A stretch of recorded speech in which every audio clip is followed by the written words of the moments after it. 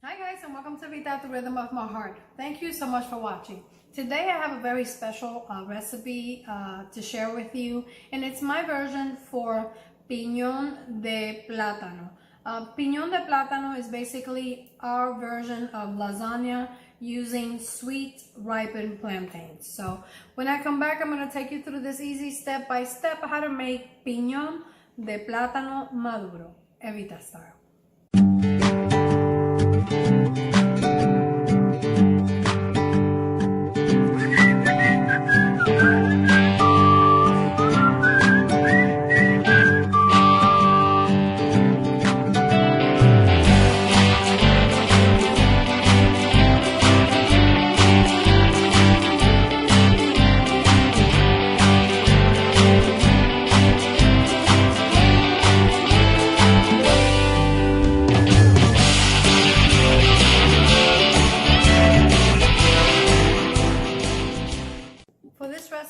You're gonna need some picadillo, so be sure to check out my recipe on how to make picadillo step by step. We're also gonna need some sweet plantains.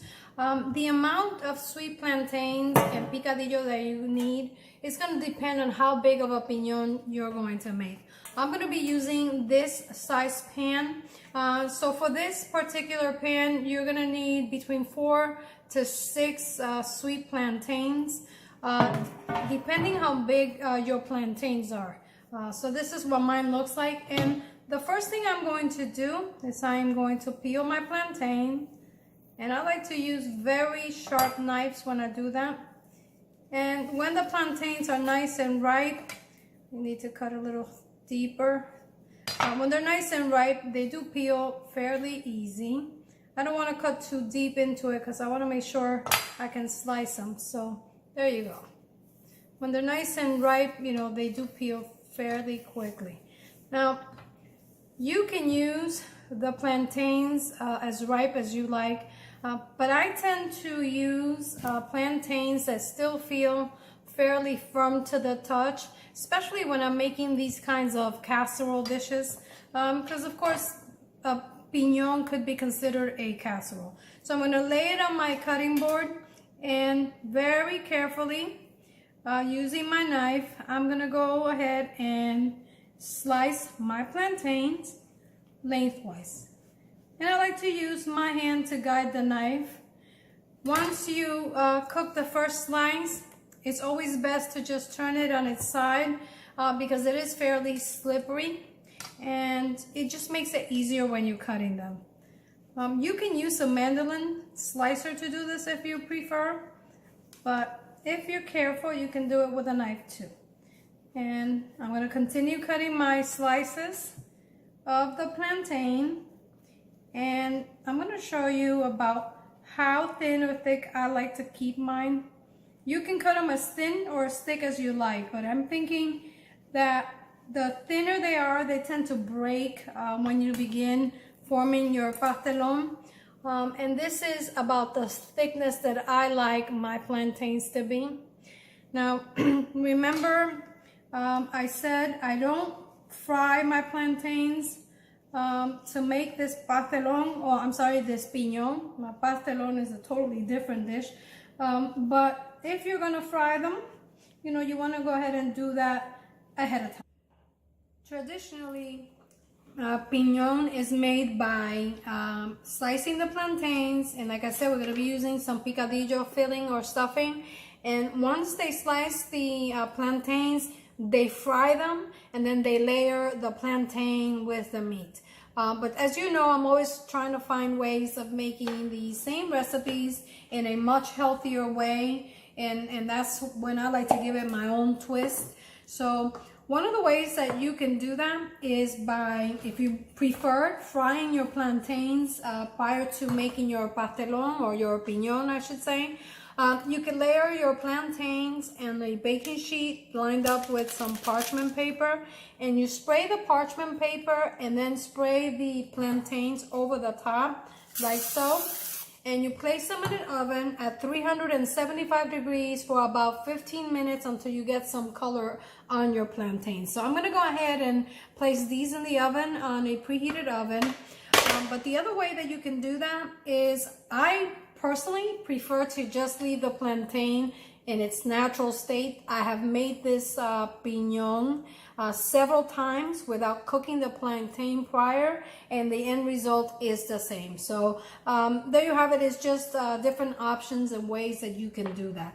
For the time being, since I have it all already aligned on the baking sheet, I'm gonna take these plantains and I'm gonna pop them in the oven and go ahead and then once they come out of the oven, I'm gonna show you what they look like. Again, you can use the plantain in its natural state, and the piñon is gonna come out just as tasty, and it'll be the same consistency, only without the fat from frying the plantain.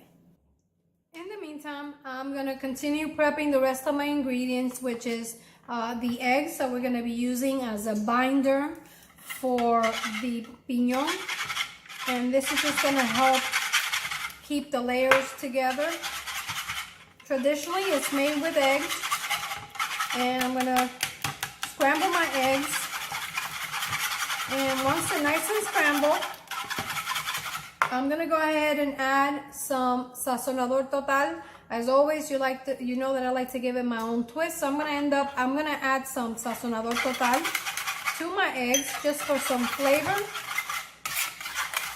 And last thing I'm gonna add to my eggs is some water, and only just to thin out the eggs. Remember, that water will evaporate in the oven when we bake our piñon. And okay, this is almost ready.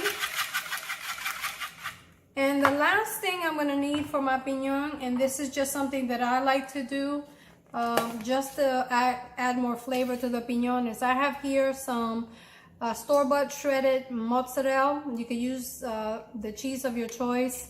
I had some mozzarella, so I'm gonna be using some mozzarella. And to that, I'm gonna add some dried parsley. Again, this is my own twist, my version of it. I like to add some flavor to everything that goes into my dish. I have some onion powder and some garlic powder. And I'm just gonna go ahead, using my clean hands, I'm gonna go ahead and mix the cheese. And I'm gonna be using this in between the layers also, just so that I can get that stringy cheese effect on my piñon. I'm gonna go ahead and check on my plantains in the oven. And when we come back, we're gonna put this piñon together. And in just about 45 minutes to an hour, we'll be ready to enjoy this delicious piñon de plátano maduro. And guys, after 15 minutes in the oven, this is what the plantain looks like. And what we simply did is we placed it in a 375-degree oven for 15 minutes with some Spam or some cooking spray. So there's another alternative to those of you that like the fried plantain. So we're gonna begin by spraying our pan with some cooking spray. And the way you form piñon is by layering it just as you would, same concept as you would use to make lasagna. And I'm gonna put 1/3 of the egg mixture on the bottom. And the egg is gonna be the binder that's gonna hold the plantain layers together. And we begin placing our plantains like so, all the way around the pan.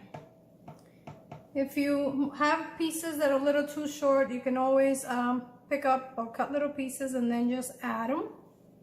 It doesn't have to be perfect. And for this pan, it usually takes anywhere between 6 to 7 slices of the plantain.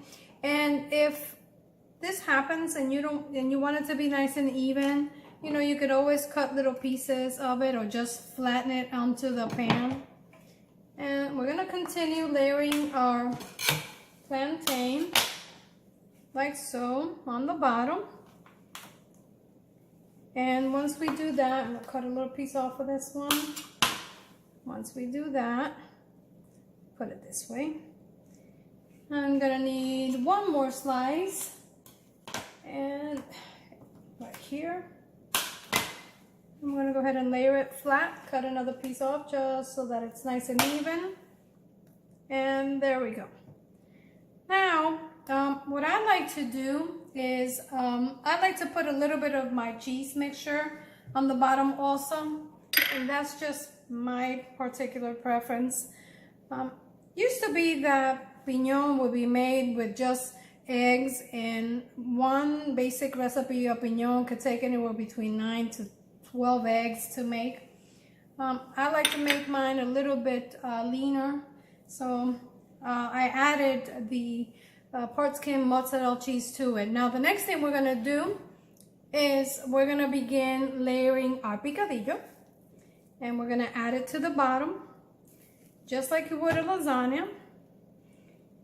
Okay, and we're gonna spread it evenly, and of course you could use the filling of your choice. I'm gonna be using just my picadillo, and like I said, I do have a recipe for this picadillo. I actually have several picadillo recipes that you can use.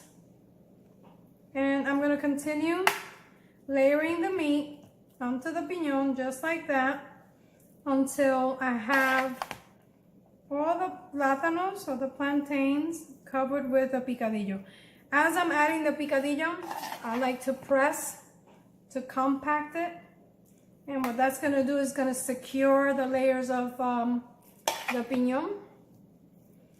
And looks good. At this point, I'm going to go ahead and add a little bit more of that shredded cheese over the top of the meat.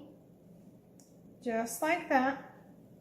And I'm going to continue layering it with the plantain and the egg until I'm done. Now on this layer, because it's the middle layer, I like to use again the imperfect pieces of plantain, and I'm gonna go ahead and just layer them just like that, pressing whenever I can just to compact all that picadillo with the plantain.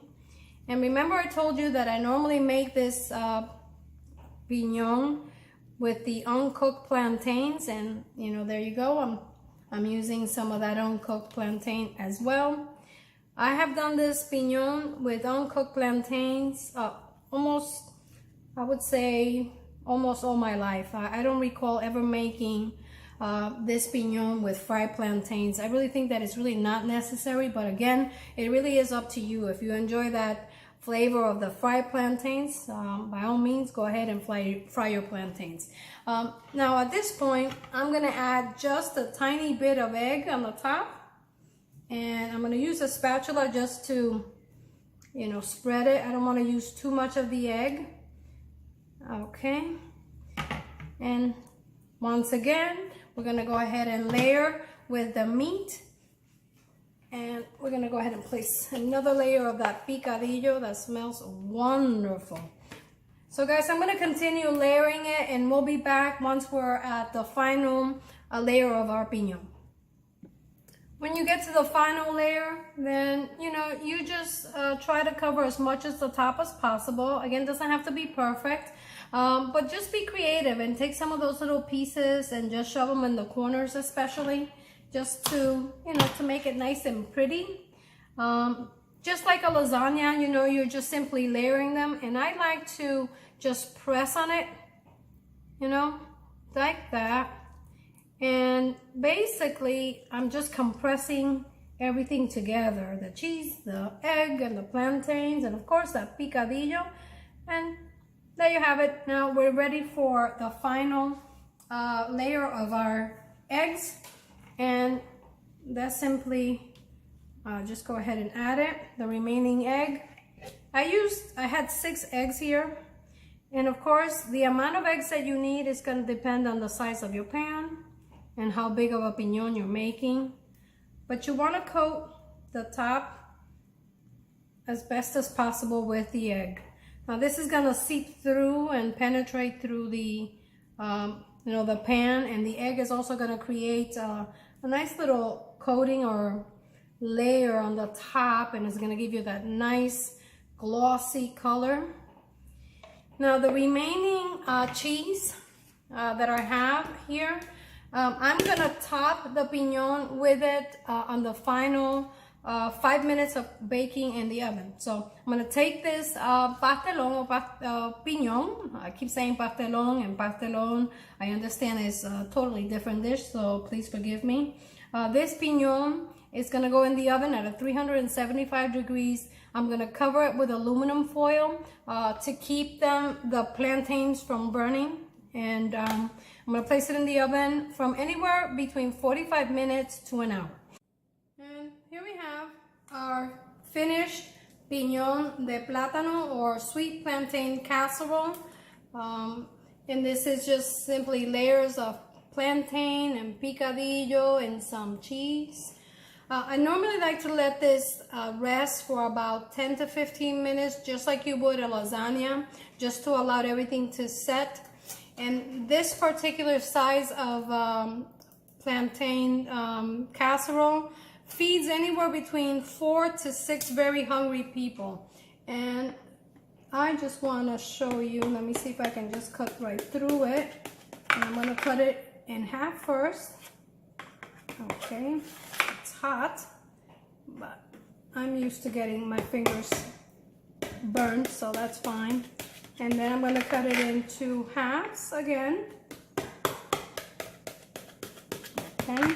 Now the plantains that I use are still a little bit firm, so it also helps keep it together. I like to use plantains that are still fairly firm to the touch, but of course you can use them as ripe as you like. Just keep in mind that the riper they are, the softer they become, and also the sweeter. And we're gonna go down just like that, down the middle, making sure that it's sliced. Okay, and I am going to plate a nice slice of this piñon so you can see what the piñon looks like on the inside.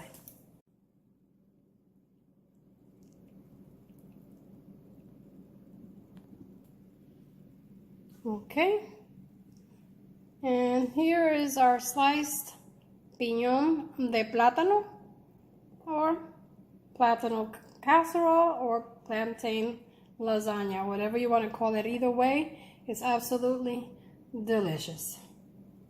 You can serve this with some rice, with some potato salad, mashed potatoes, a nice little green salad, or just by itself, some steamed vegetables. The truth is by itself is just absolutely perfect. So guys, until next time, as always, this is Evita at the rhythm of my heart.